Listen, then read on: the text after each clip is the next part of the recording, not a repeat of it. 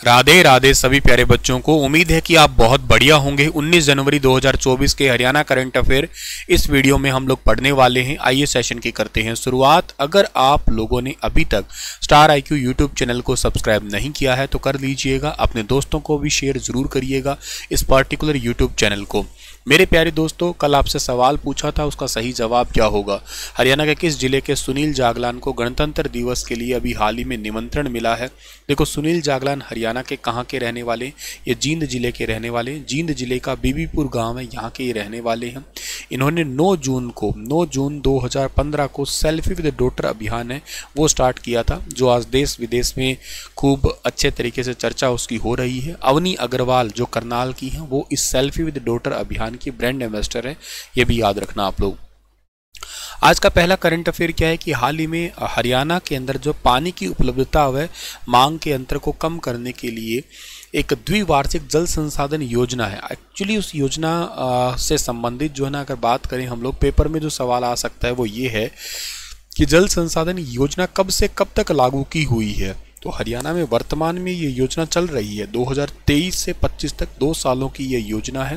द्विवार्षिक जल संसाधन कार्य योजना हरियाणा के अंदर पानी की उपलब्धता व मांग के अंतर को कम करने के उद्देश्य में एक द्विवार्षिक 2023 से 25 के जो आपकी योजना है ना, वो काम कर रही है। अभी हाल ही में इसकी एक बैठक हुई थी, उसके दौरान इस योजना की चर्चा हुई है, तो उसके अंदर जो है ना ये क्वेश्चन अपडेट हुआ है।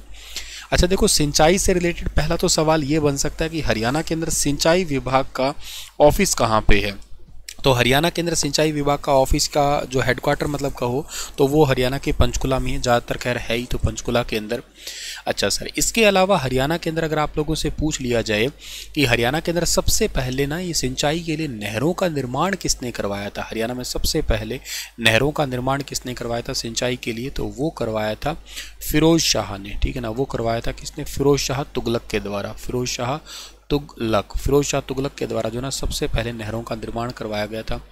इसके बाद में एक बात और याद रखिएगा आप लोग कि हरियाणा के अंदर जो है ना मतलब सबसे ज़्यादा सिंचाई होती किससे, तो हरियाणा के अंदर नहर, नलकूप और कुएं ये ज़्यादातर सिंचाई के साधन हैं, क्योंकि ऐसे सवाल एग्जाम में पूछ लिए जाते हैं। जैसे आपसे पूछ लिया जाए किससे, नहर से, नहर के अलावा नलकूप है, ठीक है ना, कोई नलकूप है, इसके अलावा जो है ना कुएं हो गए हैं, इनसे सिंचाई होती है हरियाणा के अंदर। और इनसे सिंचाई लगभग कितनी होती है, 48% के अराउंड, 48-48% के आसपास। ठीक है ना, मतलब मैं अगर प्रॉपर इन सभी की बात करता हूं तो इनमें से नहरों से सबसे ज़्यादा सिंचाई होती है, ये 48% है। और इसके अलावा जो है ना आपका नलकूप है, ट्यूबवेल वगैरह है, इनसे लगभग जो है ना 51-51.5% के आसपास सिंचाई होती है। बाकी का रिमेनिंग परसेंटेज जो बच गया वो कुओं का ही आएगा। फिर आपका ओवरऑल सिंचाई इन तीनों से ही होती है, जिसमें से नलकूप 51% है। परसेंटेज के हिसाब से नलकूपों से यानी कि आप ट्यूबवेल से ज़्यादा सिंचाई करते हैं हरियाणा के अंदर। ठीक है। अच्छा, हरियाणा के अंदर ना वैसे आपको मैं बता देता हूँ कि कितने परसेंटेज भाग के ऊपर, मतलब टोटल जो एग्रीकल्चर जहाँ पे खेती होती है उसके कितने परसेंटेज भाग पे सिंचाई होती है। तो हरियाणा के अंदर जो टोटल खेती होती है उसका लगभग 3/4 हिस्से के ऊपर सिंचाई की जाती है। लगभग हरियाणा के अंदर टोटल कितना हेक्टेयर ऐसा है जो कि जिसके ऊपर सिंचाई होती है, तो लगभग 3100 के आसपास है, 3102 हेक्टेयर है। 1 हेक्टेयर के अंदर कितना होता है, 1 हेक्टेयर में 2.5 एकड़ जमीन आती है आपकी।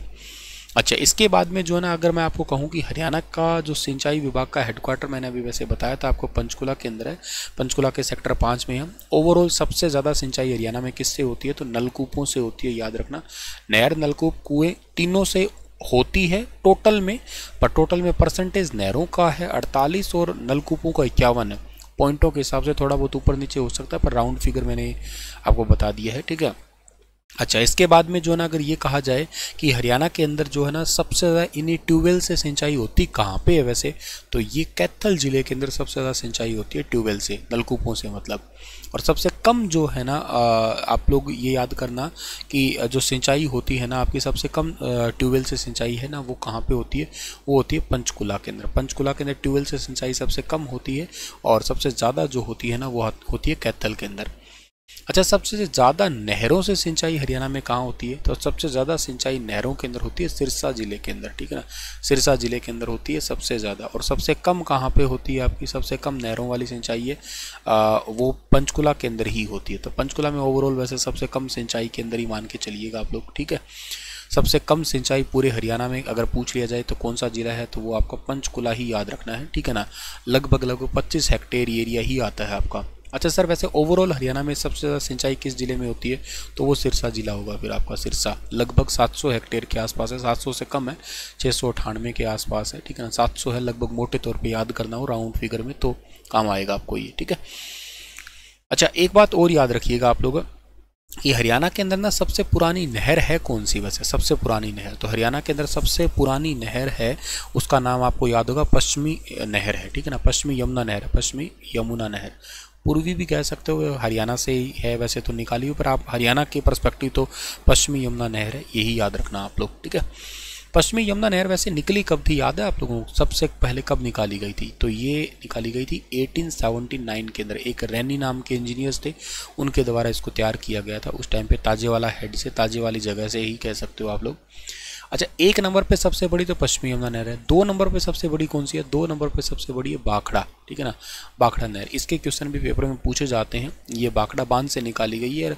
इसमें सिंचाई का जो एक सबसे ज़्यादा बड़ा इलाका है वो हरियाणा का टोहाना वाला इलाका है, ठीक है, फतेहाबाद जिले के अंदर आता है आपका। तो ये पॉइंट भी आपको यहाँ से याद करना है, ठीक है। अच्छा, इसके बाद में जो है ना ये याद रखना आप लोग यहाँ पे कि और भी कोई छोटी मोटी नहरें हैं क्या। अच्छा, एक नहर से रिलेटेड विवाद भी आपको याद होगा, SYL विवाद। SYL विवाद बहुत फेमस रहा है पेपरों के अंदर, ठीक है।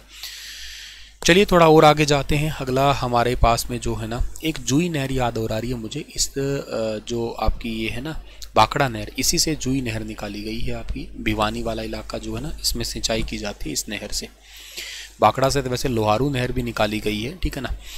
चलिए सर, थोड़ा और आगे चलते हैं। अगला सवाल हमारा कौन सा कि हरियाणा में गेस्ट टीचरों के महंगाई भत्ते में हाल ही में कितने परसेंटेज की बढ़ोतरी की गई है? तो अभी हाल ही में गेस्ट टीचर के महंगाई भत्ते में बढ़ोतरी की गई है, कितने परसेंटेज की? टोटल 4% की बढ़ोतरी की गई है, यानी कि ऑप्शन नंबर इस सवाल का डी है वो बिल्कुल ठीक रहेगा। हरियाणा के अंदर 12,000 गेस्ट टीचरों के महंगाई भत्ते में 4% की बढ़ोतरी की गई है। 2019 के तहत सरकारी कर्मचारियों के तहत गेस्ट टीचरों को समान लाभ जो है ना वो मिलने वाला है। और गेस्ट टीचरों की मौत पर जो भी आश्रित है उनको 58 साल की उम्र तक पूरी सैलरी देने का फैसला ले चुकी है सरकार। और राज्य में अभी 180 दिवंगत गेस्ट टीचरों की पत्नियों को इनका फ़ायदा दिया भी जा रहा है। गेस्ट टीचर लंबे समय से एक्स ग्रेशिया का लाभ देने की लाभ लेने का मांग भी कर रहे हैं कि हमें लाभ मिले। ये इनके लिए अभी हाल ही में ऑफिशियली नोटिस आया 4% का इंक्रीमेंट के साथ में। हरियाणा के अंदर सुधीर राजपाल जो है ना वो additional chief secretary of government of Haryana है, जो कि स्कूल एजुकेशन डिपार्टमेंट चंडीगढ़ के अंदर तैनात है। 7 हाई स्पीड रेल कॉरिडोर की विस्तृत परियोजना के तहत हरियाणा के किस जिले के 30.9 किलोमीटर मार्ग पर 24 गांवों का 66.43 हेक्टेयर क्षेत्र आएगा? तो हरियाणा के 24 गांवों का 66.43 हेक्टेयर एरिया आएगा, कौन से जिले का आएगा? तो ये कुरुक्षेत्र का आएगा, यानी कि ऑप्शन नंबर पहला है वो बिल्कुल ठीक रहेगा इस सवाल का। 7 हाई स्पीड रेल कॉरिडोर की अगर आप लोग बात कर रहे हो यहाँ पे, तो ये जो कॉरिडोर की बात अगर आप लोग कर रहे हो यहाँ पे, तो इस कॉरिडोर के अंदर जो है ना आपके 350 किलोमीटर प्रति घंटा की रफ्तार से जो ना बुलेट ट्रेन चलाने की ये टोटल परियोजना है आपकी ये। और इसके तहत जो है ना कुरुक्षेत्र के 30.9 किलोमीटर मार्ग पर 24 गाँवों का लगभग 66.43 हेक्टेयर एरिया आने वाला है। तो अभी रिसेंट एक बैठक हुई थी national high speed rail corporation limited के साथ में, वहाँ पे अधिकारियों की बैठक के दौरान इस बात की घोषणा की गई है। वैसे इस कॉरिडोर में दिल्ली से अमृतसर को जोड़ने वाला जो पूरा कॉरिडोर है वो लगभग 474.772 किलोमीटर लंबा है ये। इसमें टोटल 10 स्टेशन है, जिसमें दिल्ली, सोनीपत, पानीपत, करनाल, अंबाला, चंडीगढ़, लुधियाना, जलंधर, ब्यास, अमृतसर को शामिल किया गया। और इस रेल मार्ग पर जो ट्रेन की रफ्तार है वो बुलेट ट्रेन वाली ये 350 किलोमीटर पर घंटा के रफ्तार से होगी, 320 किलोमीटर प्रति घंटा। और औसत स्पीड जो है ना लगभग मतलब ये टोटल मैक्सिमम ये स्पीड होती है, पर टोटल इतनी चल नहीं पाती, आपको पता है। ओवरऑल 320 और ऑन एन एवरेज कितने निकलेगी? 250, मतलब 1 घंटे में 250 किलोमीटर तो ऑन एन एवरेज निकलेगा ही, क्योंकि कभी ज़्यादा हो जाएगी, कभी कम हो जाएगी, कभी रुकेगी, तो उस हिसाब से ऑन एन एवरेज ये रहेगा आपका। चलिए इस खैर आगे बढ़ते हैं हम लोग। तो 9वें भारत अंतर्राष्ट्रीय विज्ञान महोत्सव का आयोजन जनवरी 2024 में हरियाणा के किस जिले में हो रहा है? तो अब ये हो रहा है फरीदाबाद के अंदर हो रहा है। ये 17 से लेके 20 जनवरी 2024 तक चल रहा है इंडिया इंटरनेशनल साइंस फेस्टिवल ये।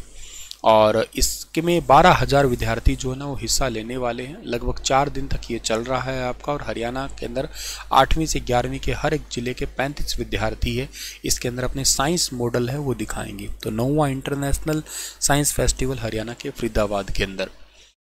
हरियाणा में जनवरी 2024 से बुजुर्ग और विधवा पेंशन है वो कितने रुपए हो गई है? तो ये पेंशन अब 3,000 रुपये होगी। मतलब अब आने वाले टाइम में जो फरवरी महीने में मिलेगी, लगभग 15 फरवरी के आसपास, तो वो कितने रुपए मिलेंगे? 3,000 रुपये मिलेंगे जनवरी 2024 से। वैसे मैं आपको बता देता हूँ ये पेंशन सबसे ज़्यादा सामाजिक पेंशन देने के मामले में सबसे ज़्यादा पेंशन देने वाला अपना ही राज्य है, हरियाणा है। ठीक है ना। आप मुझे कमेंट में बता सकते हो कि बुढ़ापा पेंशन सबसे पहले 100 रुपये से कब और किसने स्टार्ट की थी? बता सकते हो आप लोग। केवल 100 रुपये से पेंशन स्टार्ट हुई थी। आज ये सामाजिक पेंशन सबसे ज़्यादा हरियाणा राज्य ही देता है अपना। ठीक है, तो याद रखना जनवरी 2024 से गन्ने के रेट भी जो है ना वो बढ़ चुके हैं। और हरियाणा के अंदर वैसे अब कई सारे कामों पे चर्चाएं चल रही है। जैसे इजराइल में जॉब करने के लिए युवाओं को भेजा जा रहा है फिलहाल के लिए। ठीक है, तो वो भी एक अपने आप में एक चर्चा का ही सवाल बना हुआ है। ठीक है, चलिए खैर इतने ही थे आज के सवाल। और आपके लिए क्वेश्चन छोड़ के जा रहा हूँ कि देश की पहली हाइड्रोजन ट्रेन हरियाणा का ट्रायल हरियाणा के रेल मार्ग पे किया जाएगा। कौन से रेल मार्ग के ऊपर? बताना विस्तार से इसके बारे में। कल फिर हाजिर होता हूँ लेटेस्ट अपडेट के साथ। तब तक अपना ख्याल रखना। राधे राधे।